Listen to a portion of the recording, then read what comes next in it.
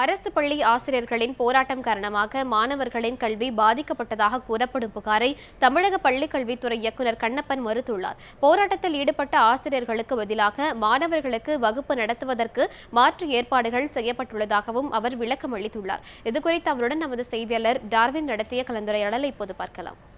ஜாக்டோ அமைப்பினர் தற்போது ஒரு போராட்டத்தில் ஈடுபட்டு வராங்க. சுமார் 1,00,000க்கு மேற்பட்ட ஆசிரியர்கள் தங்களுடைய அமைப்பில் இணைந்து போராடுவதாக தெரிவிச்சிருக்காங்க. இதனால தற்போது அதாவது திங்கட்கிழமையான இன்று பள்ளியோட அந்த பள்ளிகள் எந்த அளவுக்கு இயங்கின, பள்ளிகளுக்கான என்ன மாற்று ஏற்பாடு பண்ணியிருக்கீங்களா?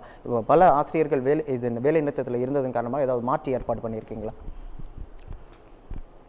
ஆசிரியர் சங்கங்களின் கூட்டு நடவடிக்கை குழு கடந்த 3 தினங்களாக தொடர் மறியல் போராட்டம் நடைபெற்று வருகிறது.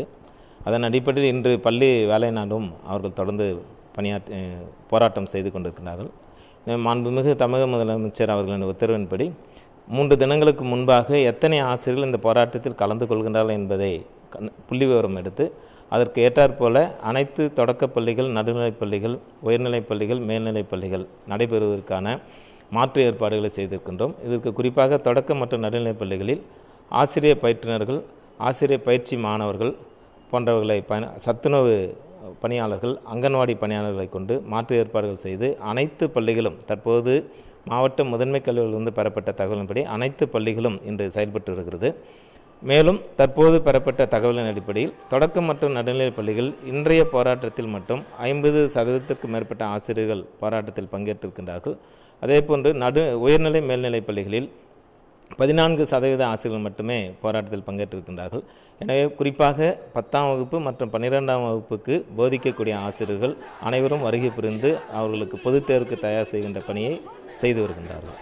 சார், அதாவது கிட்டத்தட்ட 1 மாதத்திற்கு முன்னாடி பருவமழை காரணமாக தொடர் விடுமுறை விட்டுருந்தாங்க நம்ம சென்னையை பொறுத்த வரைக்கும். தற்போது இதோடைய ஆசிரியர்கள் போராட்டம் இப்படி தொடர்ந்து நீடிச்சுன்னா மாணவர்களோட எதிர்காலம் எப்படி இருக்கும்? ஏன்னா தேர்வுகள் நெருங்கி வர்ற நிலையில் இவங்களோட போர்ஷன்லாம் முடித்து எந்த அளவுக்கு தயாராக இருப்பாங்க அப்படின்னு நினைக்கிறீங்க?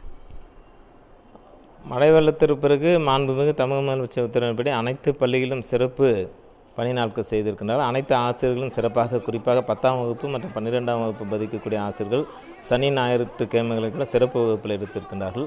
தற்போது அனைத்து பாடங்களும் முடிக்கப்பட்டு ரிவிஷன் என்ற ஸ்டேஜில் இப்போ படித்து கொண்டிருக்கின்றார்கள்.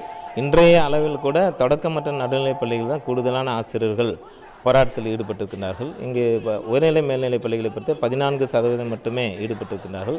எனவே மாணவர்கள் நலன் கருதி உயர்நிலை மேல்நிலைப் பள்ளிகளில் பணியாற்றுகின்ற ஆசிரியர்களும் மாணவர்களுக்கு நல்ல கற்பித்தல் பணியை செய்து வருகின்றனர். எனவே பொதுத் தேர்வில் ஈடுபடுகின்ற மாணவர்களுக்கு எவ்வித பாதிப்பும் இல்லாமல் மாற்று ஏற்பாடுகளை செய்திருக்கிறார். இந்த போராட்டத்தில் ஈடுபட்ட இந்த ஆசிரியர்கள் மீது அந்த மீன்ஸ் இது பற்றி ஏதாவது நடவடிக்கை இருக்கா?